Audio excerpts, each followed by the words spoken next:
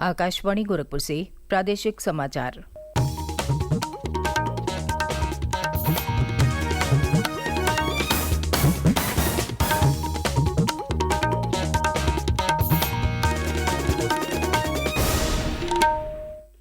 नमस्कार। समाचार बुलेटिन के साथ मैं सुकीर्ति अस्थाना। पहले मुख्य समाचार। केंद्रीय वित्त मंत्री निर्मला सीतारामन आज पेश करेंगी एनडीए सरकार के तीसरे कार्यकाल का पहला बजट। लोकसभा में पूरक प्रश्नों के जवाब में केंद्रीय शिक्षा मंत्री धर्मेंद्र प्रधान ने कहा, 7 वर्षों में पेपर लीक का कोई मामला सामने नहीं आया। मुख्यमंत्री ने की वाराणसी और आजमगढ़ के विकास कार्यों की समीक्षा। फोन न उठाने वाले बिजली अभियंताओं पर दिया कार्रवाई का निर्देश। और सुप्रीम कोर्ट ने कांवड़ यात्रा के दौरान दुकानों पर नेम प्लेट लगाने के आदेश पर लगाई अंतरिम रोक। सरकार से मांगा जवाब। और अब समाचार विस्तार से। एनडीए सरकार के तीसरे कार्यकाल का पहला बजट आज पेश किया जाएगा। वित्त मंत्री निर्मला सीतारमण लोकसभा में बजट पेश करेंगी। प्रधानमंत्री नरेंद्र मोदी ने कहा है कि इस बार का बजट अमृतकाल का महत्वपूर्ण बजट होगा। श्री मोदी ने कहा कि लोकसभा चुनाव में देश की जनता ने फैसला दे दिया है और सभी राजनीतिक दलों को मिलकर अगले 5 वर्षों के लिए देश के लिए खड़ा होना चाहिए। प्रधानमंत्री ने कहा कि उनकी सरकार जनता को दी गई गारंटी को लागू करने की दिशा में काम कर रही है। ये बजट अमृतकाल का एक महत्वपूर्ण बजट है। हमें 5 साल का जो अवसर मिला है, आज का बजट हमारे उन 5 साल के कार्य की दिशा भी तय करेगा। 2047 जब आजादी के 100 साल होंगे, तब विकसित भारत का जो हमारा सपना है, उस सपने को पूरा करने की मजबूत नींव वाला बजट लेकर के हम कल देश के सामने आएंगे। संसद का बजट सत्र कल से शुरू हो गया है। वित्त मंत्री निर्मला सीतारमण ने लोकसभा और राज्यसभा में आर्थिक सर्वेक्षण 2023-24 पेश किया। इसके अनुसार जहां वैश्विक स्तर पर राजकोषीय घाटा और ऋण का बोझ बढ़ता जा रहा है, वहीं भारत में राजकोषीय स्थिरता की प्रक्रिया बनी हुई है। केंद्र सरकार 2023 के राजकोषीय घाटे को 6.4% से घटाकर 2025 में सकल घरेलू उत्पाद के 5.6% तक ले आई है। वित्त वर्ष 2024-25 के लिए सकल घरेलू उत्पाद की वृद्धि दर 6.5 से 7% के बीच रहने का अनुमान व्यक्त किया गया है। शिक्षा मंत्री धर्मेंद्र प्रधान ने कल लोकसभा में प्रश्नकाल के दौरान पूरक प्रश्नों का उत्तर देते हुए कहा कि पिछले 7 वर्षों में देश में पेपर लीक का कोई मामला सामने नहीं आया है। सरकार नीट यूजी पेपर लीक मामले में कुछ भी छिपा नहीं रही है। उन्होंने कहा कि राष्ट्रीय परीक्षा एजेंसी ने अपनी स्थापना के बाद से 240 परीक्षाएं आयोजित की हैं। इनमें 4.5 करोड़ से अधिक परीक्षार्थी शामिल हुए हैं। श्री प्रधान ने विपक्ष के नेता राहुल गांधी के उस बयान को निंदनीय बताया जिसमें उन्होंने देश की परीक्षा प्रणाली की आलोचना की थी। उन्होंने कहा कि सीबीआई मामले की जांच कर रही है और ये मामला सर्वोच्च न्यायालय में विचाराधीन है। इससे पहले विपक्ष के नेता राहुल गांधी ने पेपर लीक का मामला उठाते हुए आरोप लगाया कि देश की परीक्षा प्रणाली में बहुत गंभीर समस्या है। उन्होंने इस मुद्दे पर श्री प्रधान की आलोचना की। उन्होंने कहा कि देश में लाखों विद्यार्थी परीक्षाओं और अपने भविष्य को लेकर चिंतित हैं। उधर सुप्रीम कोर्ट में कल नीट यूजी पेपर लीक मामले में देश के मुख्य न्यायाधीश डीवाई चंद्रचूड़ की अध्यक्षता वाली 3 सदस्यीय बेंच ने सुनवाई की।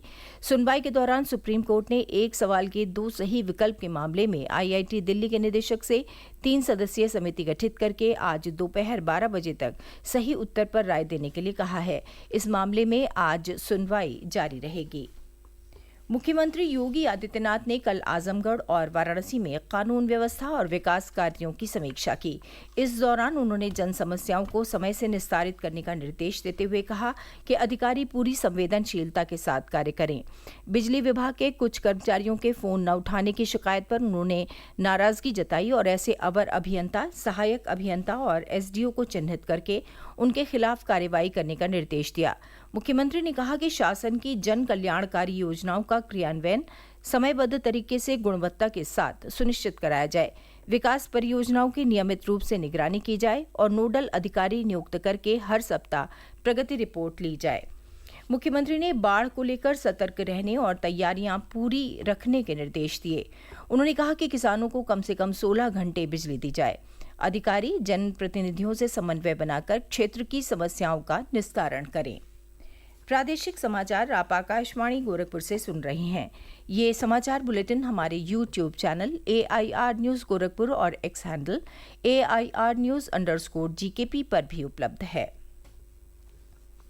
सुप्रीम कोर्ट ने कांवड़ यात्रा के दौरान दुकानों पर मालिकों का नाम लिखने के उत्तर प्रदेश सरकार के आदेश पर अंतरिम रोक लगा दी है। जस्टिस ऋषिकेश राय की अध्यक्षता वाली बेंच ने रोक लगाते हुए उत्तर प्रदेश, उत्तराखंड और मध्य प्रदेश सरकारों को नोटिस जारी किया है। सुप्रीम कोर्ट ने सरकारों से इस पर जवाब मांगा है और मामले की अगली सुनवाई 26 जुलाई को तय की है। उत्तर प्रदेश सरकार के आदेश के खिलाफ सुप्रीम कोर्ट में NGO, association of protection of civil rights सहित कई याचिकाकर्ताओं ने याचिका दाखिल की है। इस याचिका में उत्तर प्रदेश सरकार, राज्य के डीजीपी और मुजफ्फरनगर के एसएसपी के अलावा उत्तराखंड सरकार को भी पक्षकार बनाया गया है। सुप्रीम कोर्ट ने कल इस मामले में सुनवाई करते हुए कहा है कि खाद्य विक्रेताओं को मालिकों और कर्मचारियों के नाम लिखने के लिए मजबूर नहीं किया जाना चाहिए। उत्तर प्रदेश सरकार ने 19 जुलाई को एक आदेश जारी करके कांवड़ यात्रा के रूट के सभी दुकानदारों को अपनी अपनी दुकानों के आगे अपना नाम लिखना अनिवार्य कर दिया था।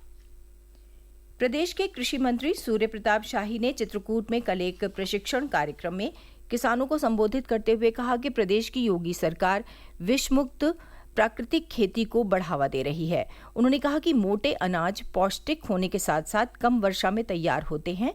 इनमें प्रसंस्करण की समस्या को दूर करने के लिए सरकार की तरफ से हलर मशीन लगाई जाएगी। उन्होंने कहा कि कृषि विज्ञान केंद्र महिलाओं के लिए प्रशिक्षण कार्यक्रम चला रहा है, जिसे प्राप्त कर महिलाएं स्वावलंबी बनेंगी और उनकी आर्थिक स्थिति भी मजबूत होगी। श्री शाही ने खेती में इस्तेमाल की जा रही अत्यधिक यूरिया, डीएपी और रसायनों के नुकसान की चर्चा करते हुए कहा कि प्राकृतिक खेती से उगाए गए विषमुक्त खाद्यान्न जो कि स्वास्थ्य और पोषण के लिए आवश्यक हैं, किसान उसे ही उगाएं। पवित्र श्रावण मास के पहले सोमवार पर प्रदेश भर के शिव मंदिरों में सुबह से देर शाम तक श्रद्धालुओं की कतार लगी रही। 12 ज्योतिर्लिंगों में से एक काशी विश्वनाथ धाम समेत वाराणसी के कैथी स्थित मार्कंडेय महादेव मंदिर, सारनाथ स्थित सारंगनाथ मंदिर, लखनऊ के मनकामेश्वर मंदिर, बुद्धेश्वर महादेव, रायबरेली के मोहनेश्वर धाम मंदिर, कानपुर के बाबा नागेश्वर मंदिर, बाराबंकी के लोधेश्वर महादेव मंदिर, गोरखपुर के महादेव झारखंडी, मुंजेश्वरनाथ और देवरिया के दुग्धेश्वर नाथ सहित अन्य मंदिरों में भारी संख्या में श्रद्धालुओं ने दर्शन पूजन किया।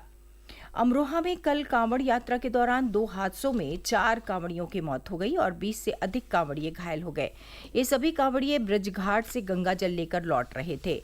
पुलिस के अनुसार रजबपुर थाना क्षेत्र में नेशनल हाईवे पर कांवड़ियों की तेज रफ्तार मोटरसाइकिलें आपस में टकरा गईं, जिससे 2 कांवड़ियों की मौत हो गई और 4 अन्य घायल हो गए।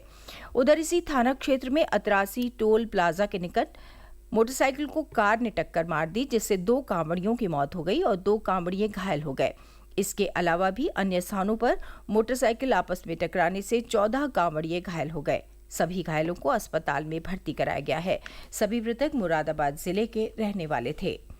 कोविड महामारी के दौरान राष्ट्रीय स्वास्थ्य मिशन में संविदा पर तैनात किए गए 2200 कर्मचारियों को निकाला नहीं जाएगा। उन्हें एनएचएम उत्तर प्रदेश के दूसरे स्वास्थ्य कार्यक्रमों में समायोजित किया जाएगा। उप मुख्यमंत्री ब्रजेश पाठक के निर्देश पर एनएचएम की मिशन निदेशक डॉक्टर पिंकी जोबेल की ओर से इस संबंध में कल आदेश जारी कर दिए गए। मुख्यमंत्री योगी आदित्यनाथ ने कल बाबा काशी विश्वनाथ के दर्शन पूजन के बाद श्री काशी विश्वनाथ धाम अन्न सेवा वैन को हरी झंडी दिखाकर रवाना किया।